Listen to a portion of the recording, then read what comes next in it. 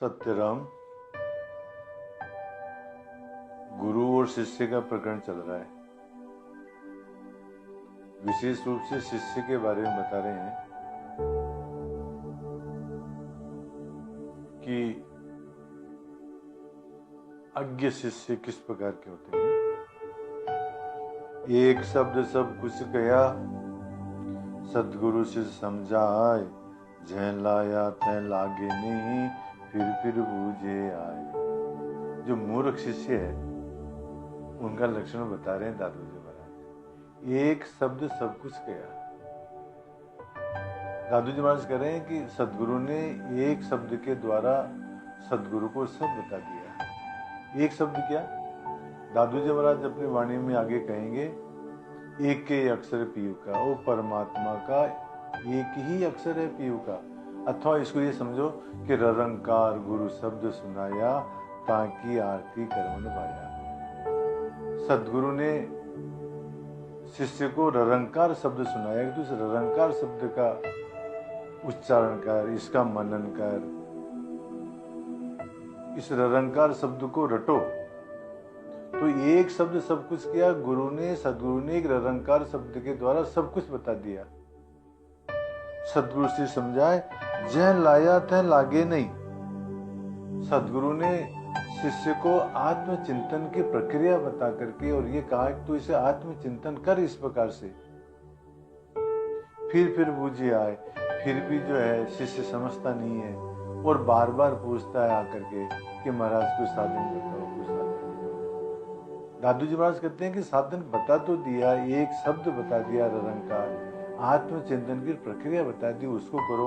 अब बार बार क्या पूछता है? ये बार बार पूछना ही अज्ञता का लक्षण है।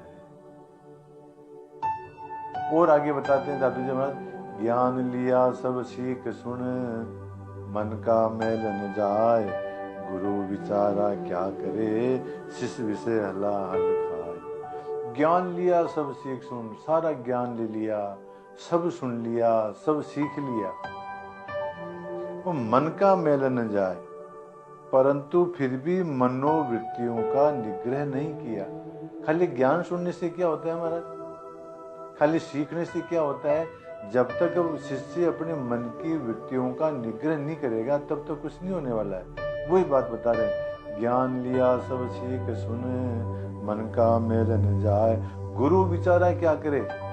गुरु विचारा का मतलब यदि गुरु विचारमान भी है, गुरु बुद्धिमान भी है, गुरु निपुण भी है, गुरु पटु भी है, फिर भी क्या करे? शिष्य विषय अल्लाह हल खाए। यदि शिष्य लोक विरुद्ध आचरण करता है तो वो गुरु उसका क्या कर सकता है?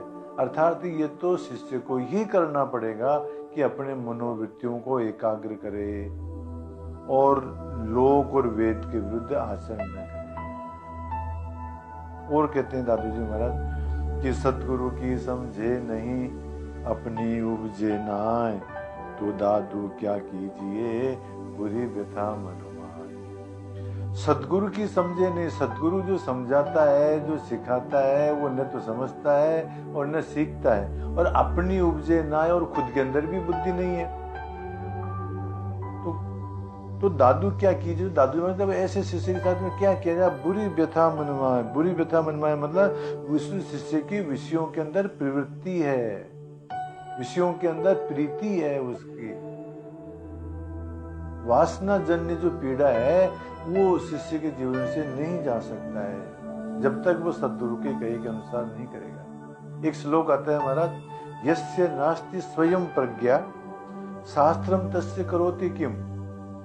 जिसके पास में बुद्धि नहीं है तो उसका शास्त्र क्या करेगा महाराज? जब बुद्धि होगी तो शास्त्र काम देगा, तो शास्त्र समझ में आएगा। यस्य नास्ति स्वयं प्रज्ञा, शास्त्रम तस्य करोति किम, लोचनाभ्याम विहीनस्य दर्पण किं करिष्यति। अब जिसकी आंखें ही नहीं है महाराज, उसका दर्पण क्या कर सकता है? दर्पण में अपना मुंह कैसे देख सकता है?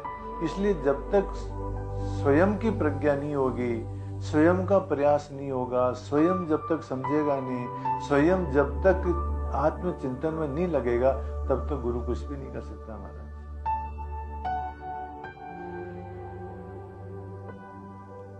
ऊंचे टीबे जाए, बीज क्यों बोइए,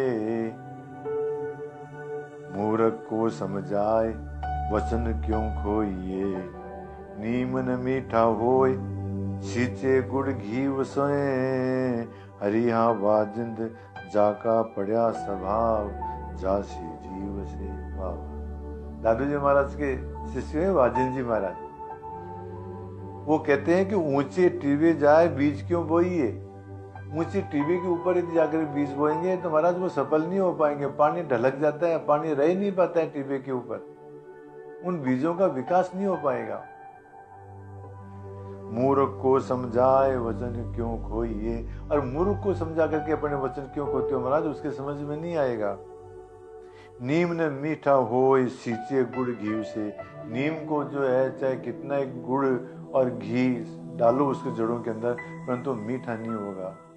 हरि हाँ वाजिंद जाका पड़ा स्वभाव, जासे जीव से। वाजिंद जी महाराज कहते हैं जिनका जैसा स्वभाव पड़ गया है वो जीव से जाएंगे, अर्थात आज्ञा का स्वभाव अपलट है, उसमें परिवर्तन नहीं हो सकता है महाराज। ये बात वाजिंद जी महाराज सत्य।